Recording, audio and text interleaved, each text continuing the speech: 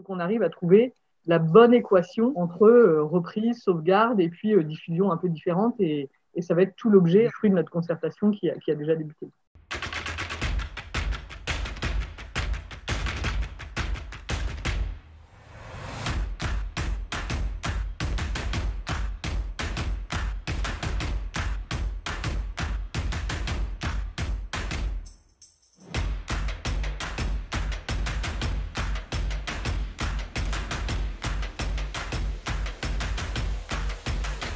Avant l'épisode pandémique, avec un chiffre d'affaires de 97 milliards d'euros pour une valeur ajoutée de 47 milliards d'euros, le poids de la culture était estimé à 2,3% de l'économie. L'impact de la crise du Covid-19 se traduira par une baisse moyenne de chiffre d'affaires de 25% en 2020 par rapport à 2019, soit 22,3 milliards d'euros. L'effet sera le plus important sur le secteur du spectacle vivant, moins 72%, et un manque à gagner de plus de 2 milliards d'euros avec une perte nette de 200 millions d'euros pour le spectacle vivant. Confinement en mode contraint, gestes barrières, jauges réduites, billetterie en berne, annulation et report en termes de programmation, festival annulé, problématiques de tournée, annulés, problématiques sur la production et la création qui ne peuvent rencontrer leur public malgré ce qui a pu être traduit en termes de diffusion alternative de la création sur le net. Puis, second confinement et fermeture des lieux au public avec tout ce que cela implique sur l'ensemble des acteurs de cette filière. Beaucoup de choses ont été mises en place pour un soutien à l'ensemble de ces acteurs par le Centre national de la musique, mais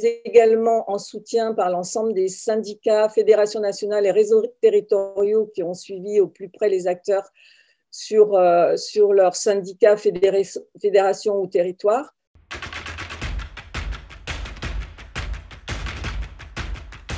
Le CNM donc, a été installé par une loi qui était votée il y a un an, pratiquement jour pour jour. Entre cette période-là et le 1er novembre, l'essentiel des ressources humaines du CNM était constitué de l'ancienne équipe du CNV. En quelques mots, les 12 missions, c'est la connaissance, bien observer l'économie et les données de l'ensemble du secteur, la diversité, soutenir l'ensemble dans toutes les pratiques, dans toutes les composantes, à tous les niveaux, l'égalité femmes-hommes dans toutes les instances, dans tous les groupes de travail et désormais dans tous les programmes d'aide, c'est un sujet qui sera transversal et qui sera très, très en avant. La création, le patrimoine musical, l'innovation, les territoires, l'international, là aussi, j'y reviens pas. Moi, je suis persuadé qu'il n'y a plus de marché français.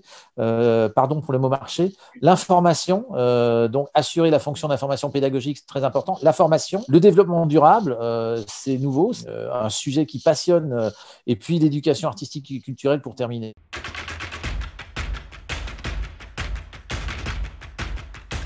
À partir du 18 mars, de l'entrée en confinement, je crois qu'il y a eu lieu le 16 mars, très rapidement, Jean-Philippe Thiellet, président de l'établissement, a souhaité mettre en place un fonds de secours. On a à faire face à des demandes considérables de la part de l'ensemble de la filière. Le travail qu'on est en train de faire avec mon équipe, c'est d'essayer de comprendre comment on peut simplifier les dispositifs d'aide tout en intégrant toutes les requêtes qui ont été exprimées pendant les groupes de travail. Imaginez ce que serait notre vie à tous s'il n'y avait pas eu de CNM. C'est-à-dire que le timing, quand on y réfléchit 2 secondes, il est hallucinant. C'est-à-dire la même crise un an plus tôt sans CNM, je ne sais pas comment l'État aurait été en mesure de monopoliser les ressources et de fédérer des énergies. Toutes les structures et tous les acteurs qui rentrent dans le champ du CNM ont été aidés dès le premier jour du confinement. C'est assez remarquable.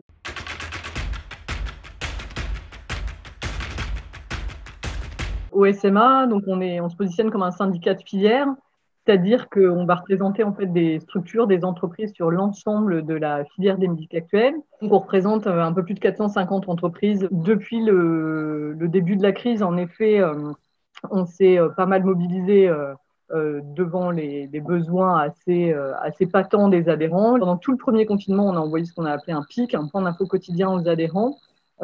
L'idée, en fait, c'était d'avoir un décryptage de la situation politique et puis de transmettre aussi des informations juridiques. Il y avait des décrets et des arrêtés qui sortaient à tour de bras. C'est aussi des textes qui ne sont pas faciles à analyser. Donc, du coup, on faisait ce travail-là et on continue de le faire pour l'ensemble de nos adhérents, un peu comme un service mutualisé.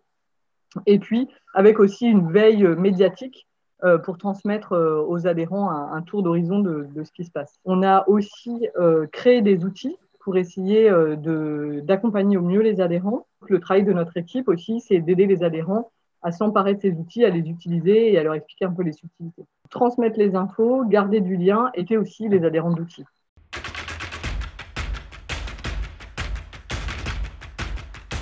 Là, on est en train de travailler sur le budget 2021. Donc là, sur le plan de relance, on a décidé d'affecter 170 millions d'euros sur le budget 2021. Il faut qu'on aide les entreprises à ce qu'elles puissent initier des projets de manière différente, mais qu'elles puissent le faire. Il faut aussi maintenir la sauvegarde.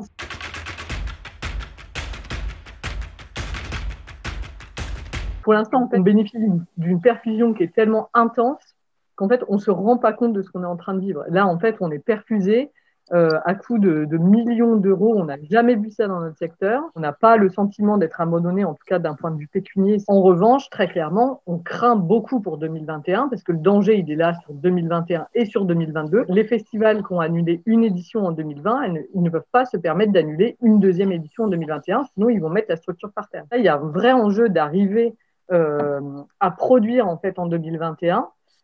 Que ça soit pour les festivals, que ça soit pour les producteurs de tournées, que ça soit pour les producteurs de disques. On est vraiment très vigilants sur ce qui va se passer en 2021 et honnêtement, on a beaucoup plus peur de 2021 que de 2020 où les dispositions étaient massives. Pour nous, l'enjeu est d'arriver à recréer de la valeur, à reprendre de l'activité et à ne pas vivre en fait sous cloche encore pendant un an. Il faut qu'on se donne les moyens d'arriver à reprendre, tout en respectant des protocoles très stricts, parce qu'évidemment, on a cette responsabilité collective d'enrayer une bonne fois pour toutes la pandémie. Donc, il ne faut surtout pas qu'on retourne vers un troisième confinement.